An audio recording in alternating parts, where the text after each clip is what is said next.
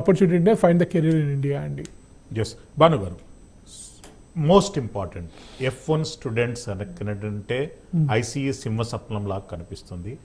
ఇప్పటి వరకు అమెరికాలో చదువుతున్నటువంటి 49% ఆఫ్ స్టూడెంట్స్ను ఐసీఈ ప్రత్యక్షంగా పరోక్షంగా వాళ్ళని టచ్ చేసింది. వాళ్ళకు అంటే F1 మీద ఉంటున్నటువంటి స్టూడెంట్స్ ఎలాంటి జాగ్రత్తలు తీసుకోవాలి? యా, చాలా మంచి ప్రశ్న అండి. ఫస్ట్ F1 స్టూడెంట్స్ ఉన్న వాళ్ళు లీగల్గా చెప్పాలంటే వాళ్ళు ఏది ఆఫ్ క్యాంపస్ పని చేయకూడదు. మెయిన్ అది వాళ్ళు ఆన్ క్యాంపస్లోనే పనిచేయాలి. F1 స్టూడెంట్స్గా ఫుల్ టైమ్ స్టూడెంట్స్గా చదువుతున్నప్పుడు వాళ్ళు ఆన్ క్యాంపస్ కూడా only they can work up to 20 hours per week. Okay, if you work off campus then you're working unauthorised. For example మీరు ఊబర్ డ్రైవ్ చేసిన, లేకపోతే డోర్ డాష్ డెలివరీ చేసిన, food delivery చేసిన, those are all unauthorised jobs. So అలాంటప్పుడు ఒకవేళ అది in violation of the status అనమాట. అలాంటప్పుడు మీరు దొరికారనుకోండి ఇమిగ్రేషన్ కస్టమ్స్ ఎన్ఫోర్స్మెంట్కి ప్రాబ్లం అవుతుంది. ఇంకోటి కూడా ఏంటంటే F1 programme is also administrate by the ICE only, immigration customs enforcement, not by the USCIS. SEVIS is part of the ICE అనమాట. వింటున్నారా? So SEVIS is the part of the ICE కాబట్టి అది and ICE is the one which goes through that కాబట్టి automatically వాళ్ళు ఇది ఉంటారు. So వాళ్ళు పడాల్సిన జాగ్రత్తలు ఏంటంటే don't indulge in any activity where you get in trouble. చాలా మంది F1 స్టూడెంట్స్ తోటి చూసిన ప్రాబ్లం ఏంటంటే చిన్న చిన్న తప్పులు చేస్తారు వాళ్ళు, పెట్టి థెఫ్ట్లు కానివ్వండి, ఓకే, తర్వాత రెక్లెస్ డ్రైవింగ్లు, DUIలు and these kind of things which really get them in to trouble. వాళ్ళు అవేవి చేయకుండా జాగ్రత్తగా అక్కడ ఉన్న సొసైటీ ప్రకారంగా మనము ప్రవర్తించుకుంటూ మనకి మనం మార్చుకునే విధంగా బతుకుతాయి. భాను గారు, వెంకటరమణ కాకినాడ నుండి మనకు కాలర్ ఉన్నారు. వెంకటరమణ గారు చెప్పండి. సార్ నమస్తే సార్, నా పేరు వెంకటరమణ. బాబు ఎంఎస్ఐ హలో చెప్పండి వెంకటరమణ గారు. నేను బాబు ఎంఎస్ఐ అయిందండి, మనం రీసెంట్ గానే జాబ్ వచ్చింది. ఇప్పుడు మనం ఇండియాకి రావచ్చు సార్? మీరు టీవీ వాల్యూమ్ తగ్గిస్తే మీ క్వశ్చన్ మాకు వస్తుంది, ప్లీజ్ చెప్పండి. తగ్గించేయండి సార్. బాబు జాబ్ వచ్చింది సార్, ఎంఎస్ఐ అయింది.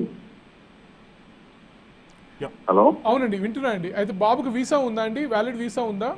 వీసా 2.5 years ఉంది సార్.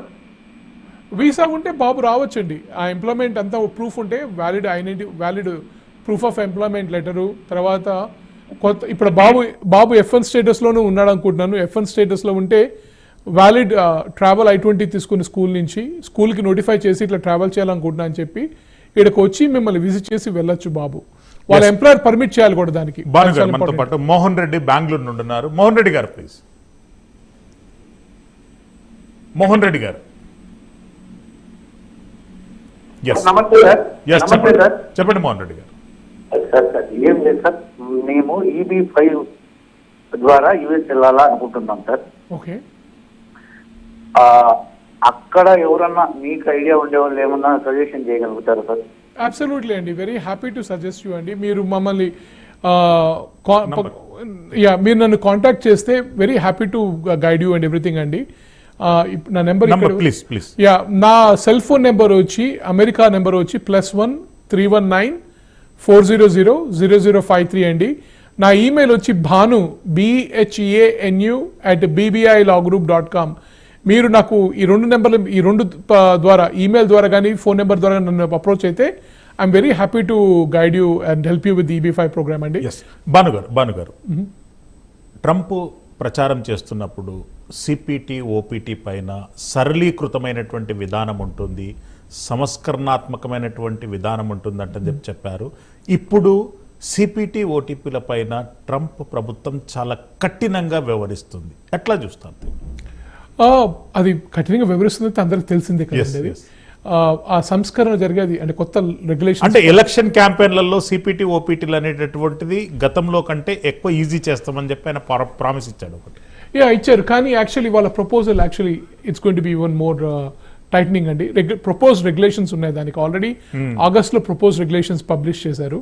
అది ఇంకా ఫైనలైజ్ కాలేదు, ఫైనల్ రెగ్యులేషన్స్ కాలేదు. అది ఎప్పుడైనా రావచ్చు. దాని ప్రకారంగా చేస్తే యాక్చువల్లీ సిపిటి ఓపీటీ ఆథరైజేషన్ కొద్ది కఠినం అవ్వచ్చు. ఓకే, ఇంకా కొద్ది డిఫికల్ట్ అవ్వచ్చు. వాళ్ళకి చెప్పే ప్రకారం ఏమిటంటే డే 1 సిపిటి ప్రోగ్రామ్ని ఎలిమినేట్ కూడా చేయొచ్చు అన్న ఒకటి ప్రపోజల్ ఉంది.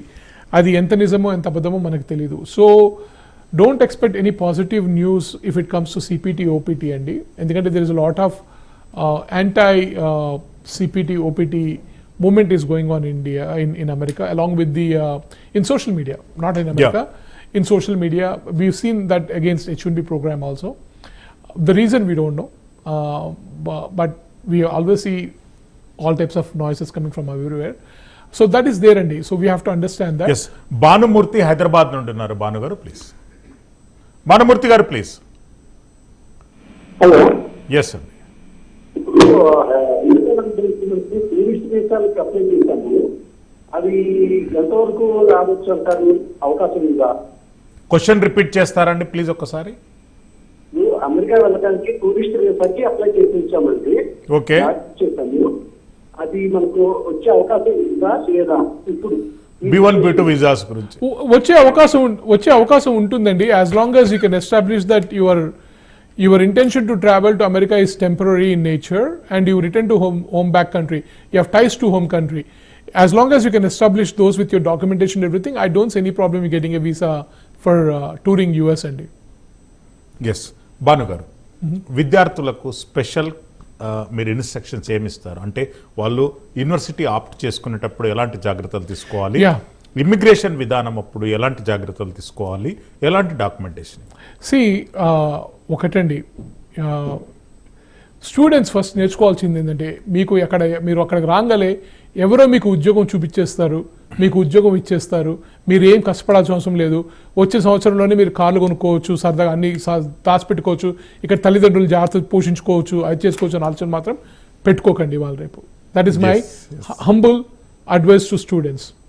ఎవరో ఉద్యోగం చూపిస్తారనుకుంటే చాలా తప్పది. మీకు మీరు ఆ స్కిల్ సెట్ని సంపాదించుకొని మీకు మీరు ఉద్యోగం సంపాదించుకుంటాను అనుకునే విధంగా మీరు రావాలి అమెరికాకి. తర్వాత కాలేజ్కి అప్లై చేసేటప్పుడు కూడా ఫస్ట్ ఆఫ్ ఆల్ ఆ కాలేజ్ ఆలుమ్నా ఏంటో చూడండి మీరు, ఆ కాలేజ్ అడ్మిషన్ క్రైటీరియా ఏంటో చూడండి మీరు, అది వాళ్ళ కోర్స్ కరికులం ఏంటో చూసుకోండి మీరు, దానికి మీరు క్వాలిఫై అవుతారో చూసుకోండి, అది కాంపిటేటివ్ ప్రోగ్రామా కాదా చూసుకోండి మీరు.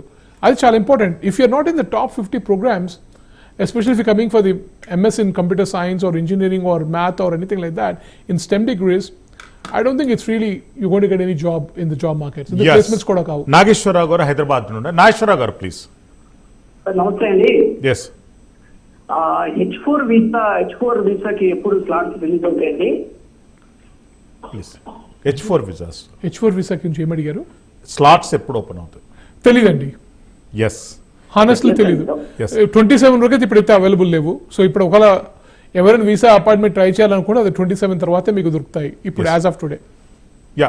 భాను గారు, H4 కూడా అండి. భాను గారు, ఫ్యామిలీ స్పాన్సర్షిప్